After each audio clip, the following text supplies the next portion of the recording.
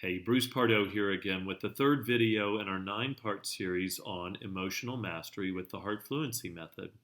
This week is on thoughts and the role they can play in whipping up emotions and making them unmanageable.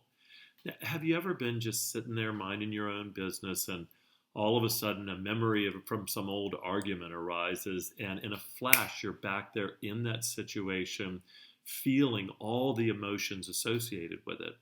And that creates the grounds for more thoughts to arise, which intensifies the emotions, and a feedback loop is created, and a storm can whip up. I mean, you can even get overwhelmed. So what we want to be able to do is to notice that process happening and to be able to interrupt it. Now, let's take a look at what a thought actually is. So I want you to close your eyes for a moment and have your attention be like a cat at a mouse's door and just look for what is the next thought that arises. And notice, where does it come from? How long does it last? What's its substance, if it has any at all? And where does it go to? I mean, when we look directly at thoughts, we see just how insubstantial they are. And then if we look at the thinking process itself, it's even weirder. One moment we're out at the edge of the galaxy, and the next we're back with the dinosaurs.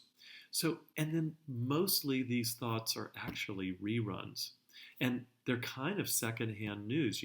It's an interpretation on top of our direct, lived, alive, juicy experience.